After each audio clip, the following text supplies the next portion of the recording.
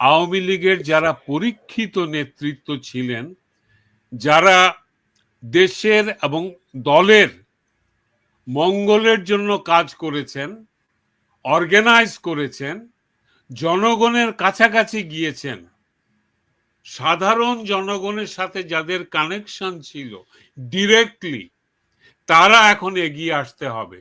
কারণ দেশে যারা বয়োবৃদ্ধ নেতৃবৃন্দ, তাদেরকে তো জেলখানায় ঢুকিয়ে রেখেছে, বিনা চিকিৎসায় মেরে ফেলার চেষ্টা করছে।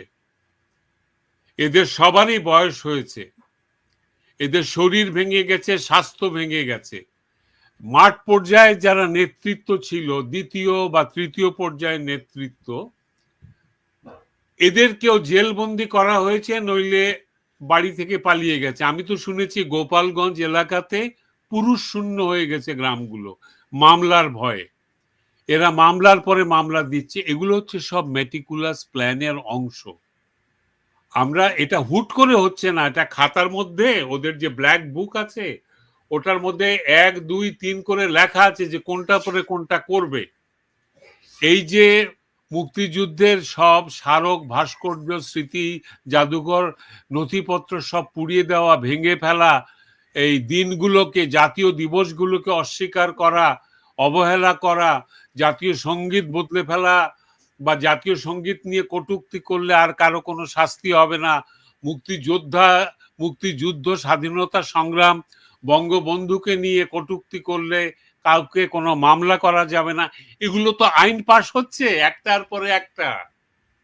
এই আসিফ নজরুল সাহেব যে আইন পড়ে শোনালেন আমাদেরকে, যে স্বাধীনতা মুক্তিযুদ্ধ নিয়ে কোনো বিরূপ মন্তব্য করলে যে শাস্তি বিধান ছিল সেটা উঠিয়ে দেওয়া হলো। হ্যাঁ, অথচ যে কোনো জায়গায় ইসলামের নামে ধর্মকে অবমাননা করার অজুহাত দিয়ে মানুষের বাড়ি ঘর সম্পত্তি লুট তারা চুরিয়ে দেওয়া হচ্ছে, সেটা কোনো আইনে বন্ধ করা যাচ্ছে না। যে কেউ বললেই হলো, ঠিক পাকিস্তানের মতো। আরো একটা অবাক ব্যাপার, নবী ভাই, সিদ্দিক ভাই এখানে আছেন, সালাম রইল আপনাদের জন্য। সিদ্দিক ভাইকে স্বাগত জানাতে পারিনি, সিদ্দিক ভাই যুক্ত হয়েছেন আমাদের সঙ্গে, যুক্তরাষ্ট্র আওয়ামী লীগের প্রেসিডেন্ট। জি, আমি একটা সেকেন্ড এই লাইনটা বলে শেষ করব। জি জি। পাকিস্তান ভারতের মধ্যে যুদ্ধ লেগেছে, ভারতে জঙ্গি হামলা হয়েছে, ভারত তার জবাব দিয়েছে। হ্যাঁ, দুই দেশের মধ্যে যুদ্ধ আগেও হয়েছে, এখনো হচ্ছে, আগামীতেও হবে। বাংলাদেশের নির্লজ্জ মিডিয়াগুলো, সংবাদ মাধ্যমগুলো পাকিস্তানের হয়ে প্রোপাগান্ডা করছে। গোলামস্য গোলাম, চাকরেরও চাকরেরা, কোন রকম মেরুদণ্ড নাই। এরা বলে যে আমরা 16 বছর কথা বলতে পারিনি। 16 বছর তো তোমরা যখন তখন সমালোচনা করেছো, টকশো মারিয়ে তোমরা কি বলে টকশোর চেক করে পয়সা উপার্জন করেছো।